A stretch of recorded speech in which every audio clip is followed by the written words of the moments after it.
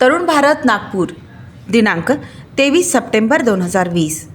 अंतर्गत आक्रोश जिनपिंग यांना भोवणार. विस्तारवादी स्वभाव असलेल्या चीननं जवळपास सगळ्या शेजारी देशांशी सीमावाद उकरून काढल्यामुळे सीमांवर तणाव निर्माण झालाय. पाकिस्तान आणि नेपाळ या शेजाऱ्यांना चीननं आपल्या हातचं बाहुलं बनवून टाकलंय. पाकिस्तान आणि नेपाळला मूर्ख बनवत चीननं त्यांना आपल्या अंकित केलंय. ड्रॅगनच्या फुतकारानं हे दोन्ही देश कधी हवेत उडून जातील हे त्यांनाही कळणार नाही. भारतासारख्या प्रामाणिक शेजाऱ्याला त्रास देताना चीननं पंचशील तत्वांनाही हरताळ फासलाय. 1962 साली झालेल्या युद्धात भारताला पराभूत केलं म्हणजे आपण नेहमीच भारताला पराभूत करू शकतो या मानसिकतेतून चीन अद्याप बाहेर यायला तयार नाही. 1962 सालचा भारत आता बदललाय, ताकदवान झालाय हे स्वीकारायला चीनची तयारी नाही. त्यामुळेच डोकलाम, गलवान या ठिकाणी भारतानं चारी मुंड्या चित करूनही चीन धडा घ्यायला तयार नाही. त्याचं कारण आहे चीनचं लष्कर आणि चीनच्या कम्युनिस्ट पार्टीचं सरकार यांच्यात आपसात पटत नाही. लष्कर सरकारला मानायला तयार नाही ही वस्तुस्थिती आहे. पण पाकिस्तानातली वस्तुस्थिती जशी संपूर्ण जगापुढे आली आहे तशी चीनमधली ही वस्तुस्थिती अद्याप जगापुढे आलेली नाही, एवढाच काय तो फरक. चीनचे राष्ट्राध्यक्ष शी जिनपिंग यांची हुकुमशाही वृत्ती आता चीन्यांनाही नकोशी वाटते. जगावर सत्ता गाजवण्याची शी जिनपिंग यांची महत्त्वाकांक्षा सामान्य चीनी माणसाला त्रासदायक ठरतेय. सरकारविरुद्ध कुणालाही काहीही बोलण्याची मुभा नाही. शिवाय कोरोना हा प्राणघातक विषाणू चीनकडूनच जगभरात पसरवला गेला, त्यामुळे देशाची जी बदनामी झाली आहे त्यानेही सामान्य चीनी माणूस जिनपिंग यांच्यावर नाराज आहे. शिंजियांग प्रांतातील उईगर मुसलमान आणि तिबेटमधील बौद्ध बांधव यांची मूळ ओळख संपुष्टात आणत त्यांना आपलं अंकित करण्याची जिनपिंग यांची चालही जनतेच्या लक्षात आली आहे. त्यामुळे इतिहासात पहिल्यांदाच पीपल्स रिपब्लिक ऑफ चायना या सत्ताधारी कम्युनिस्ट पार्टीला एकाच वेळी अनेक आघाड्यांवर आव्हानांचा मुकाबला करावा लागतोय. कोरोना महामारीमुळे अनेक देशांनी चीनशी असलेले संबंध मर्यादित केले आहेत. अमेरिकेसह अनेक देशांनी तर चीनशी उघडपणे पंगाच घेतलाय. भारतानं चीनकडून होणाऱ्या आयातीवर अनेक निर्बंध घातलेत. चीनी ॲप्सवर बंदी घातली. त्यामुळे चीनची मोठ्या प्रमाणात आर्थिक कोंडीही झाली आहे. शिवाय चीनला दरवर्षी मोठ्या प्रमाणात अन्नधान्याची आयातही करावी लागते. त्या आयातीवर कोरोनामुळे मर्यादा आल्यामुळे सामान्य चीनी नागरिक हैराण झाले आहेत.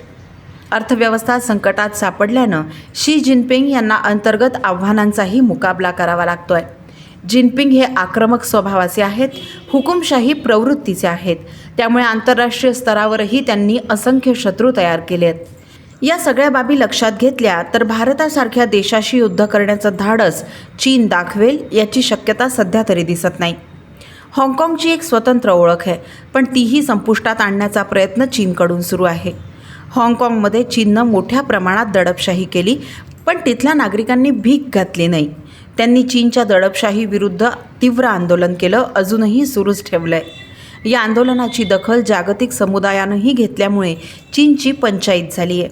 हाँगकाँगच्या आंदोलनानं चीनपुढे मोठं आव्हान उभं केलं आहे. तैवानसारख्या छोट्याशा देशानंही चीनकडे पाहून डोळे वटारल्यानं आणि चीनच्या प्रत्येक कृतीला तैवानकडून आव्हान दिलं जात असल्यामुळे चीन आणखीनच चवताळलाय.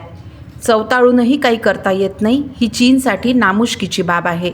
हाँगकाँग चीनला आपल्या ताब्यात घ्यायचा असल्यानं चीननं अतिशय क्रूरतेनं दडपण्याचा प्रयत्न केला, पण चीनला त्यात यश मिळू शकलेलं नाही. ज्या तिबेटवर चीननं अवैधरित्या कब्जा केलाय त्या तिबेटमध्येही स्वातंत्र्याची मागणी जोर धरत असल्यामुळे चीनमध्ये आंतरिक आक्रोश दिवसेंदिवस वाढतोय. वन चायना हे चीनचं जे धोरण आहे त्यावरही या आक्रोशानं प्रश्नचिन्ह उपस्थित केलंय. त्याला धक्का बसलाय. तैवानलाही चिरडून टाकण्याचे चीनी मनसुबे जागतिक समुदायाच्या लक्षात आल्यामुळे चीनचं संकट वाढलंय. चीननं भाषेसंदर्भात जे धोरण अवलंबलं त्यामुळे तिथला मंगोल समुदायही प्रक्षुब्ध झालाय, संतप्त झालाय. आपली भाषा दडपली जाऊ नये आणि आपल्यावर अन्य भाषा लादली जाऊ नये म्हणून हा समुदाय तीव्र आंदोलन करतोय. त्याचाही फटका चीनी सरकारला बसलाय. चीननं आजवर स्वतःला महाशक्ती म्हणूनच जगापुढे प्रस्तुत केलं, पण चीनमध्ये नुकताच जो महापूर आला त्यामुळे चीनचं पितळ उघडं पडलंय. महापुरामुळे चीनमध्ये खाद्यान्नाचं गंभीर संकट उभं ठाकलंय. चीनमधील कम्युनिस्ट पार्टीची क्षमताही नागरिकांना कळली. जो देश महापूर आल्यानंतर जनतेचं सार्वजनिक संपत्तीचं संरक्षण करू शकत नाही, तो काय महासत्ता होणार, असा प्रश्न आपोआपच उपस्थित झाला. त्यामुळे जगभरातील देशांशी भांडणं करणाऱ्या चीनला भविष्यात अंतर्गत समस्यांना सामोरं जावं लागेल आणि त्यात शी जिनपिंग यांना त्यांचं सत्ता सिंहासन रिकामं करावं लागेल हे निश्चित.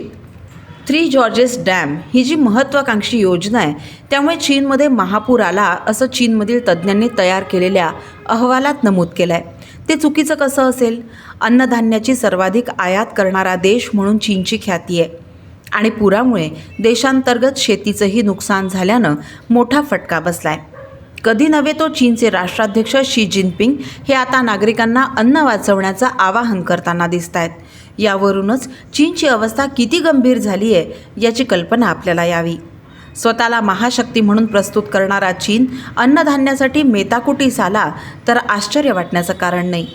Brazil, Canada, Vietnam, Thailand, Cambodia आणि रशियासारख्या देशांनी भविष्यातील आपल्या सुरक्षेसाठी अन्नधान्याचे साठे करून ठेवले असल्यानं चीनला त्यांच्याकडून आयात करणं कठीण होऊन बसलंय. ही बाब खुद्द चीननंच स्पष्ट केली आहे. जगातील सर्वाधिक लोकसंख्या असलेल्या चीनची ही स्थिती त्या देशाला महाशक्ती कशी बनवेल? चीननं अमेरिकेशी व्यापार युद्ध पुकारल्यामुळे आर्थिक आघाडीवर चीन मोठ्या संकटात सापडलाय. असा संकटात सापडलेला चीन भारताच्या खोड्या काढतोय, तैवानला दाबण्याचा प्रयत्न करतोय, तिबेटची मुस्कटदाबी करतो आहे. भारत आणि जपानसह अनेक देशांसोबत सीमावाद उकरून काढत चीननं आपल्या लष्करावरही ताण वाढवलाय. त्यामुळे चीनमधील जनतेत आक्रोश वाढतोय. हा आक्रोश एक दिवस शी जिनपिंग यांचं सिंहासन रिकामं करवून घेईल याचे संकेत प्राप्त होत आहेत आणि भारतासारख्या शेजाऱ्यांसाठी ही आनंदाची बाब आहे.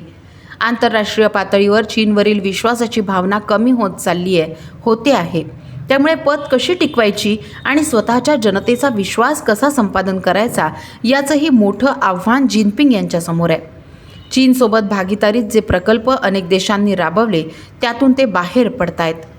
भारतासारख्या लोकसंख्येच्या बाबतीत दुसऱ्या क्रमांकावर असलेल्या देशानं असंख्य चीनी ॲप्सवर बंदी घातली असल्यामुळे चीनची मोठीच पंचाईत झाली आहे.